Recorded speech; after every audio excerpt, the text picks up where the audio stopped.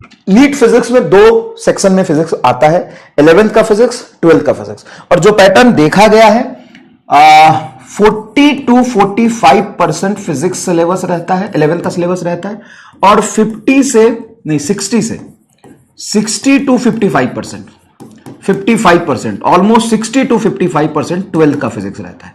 और 11th का physics NEET की बात कर रहा हूं, इन नीट में। तो ये एक मेजर डिफरेंस है। तो सर क्या हमें ज्यादा इस पर फोकस करना चाहिए? नहीं बेटा। अब यहां पे एक कंसेप्चुअल एरर है कि बच्चा बहुत ज्यादा एक्साइटेड होकर बोलता है कि सर फिर तो हम यही पढ़ लेते हैं, 60% है।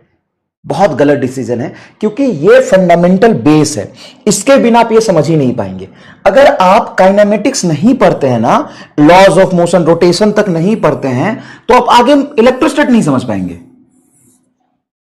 इलेक्ट्रोस्टैट में तो मोशन होगा, मोमेंटम होगा, वेलोसिटी होगी, मैग्नेटिज्म नहीं समझ पाएंगे। तो एक चीज होता है, आप इसको कहते हैं फिजिक्स की आत्मा। फिजिक्स की आत्मा मतलब ये सोल ऑफ फिजिक्स है।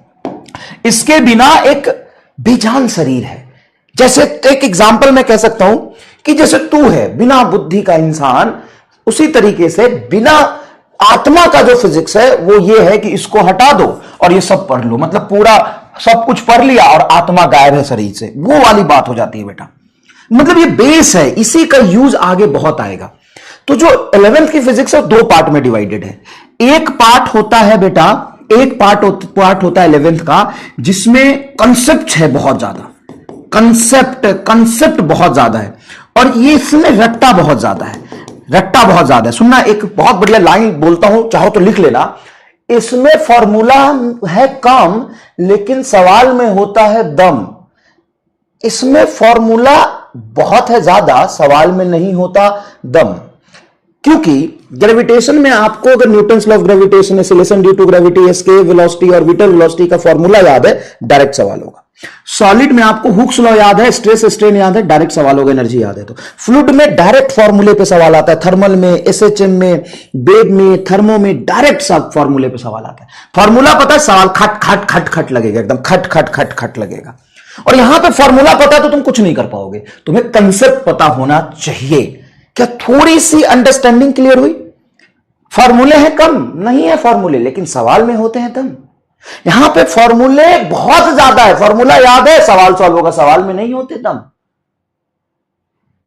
ठीक है, सवाल में नहीं होता दम, राइम नहीं है, राइम लिखने की। अच्छा चलो, कितने लोगों को थोड़ी अंडरस्टैंडिंग क्लियर हुई कि इसको हमें पढ़ना है तो कंसेप्चुअली स्ट्रांग करना पड़ेगा, रटने से काम नहीं चलेगा, फॉर्मूला समझ के आप सवाल नहीं कर सकते, बहुत डीप अंडरस्टैंडिंग चाहिए। और इसमें डीप अंडरस्टैंडिंग नहीं चाहिए, इसमें रट्टाफिकेशन चाहिए। तो इन दोनों सेक्शन को पढ़ने का एटीट्यूड अलग होगा।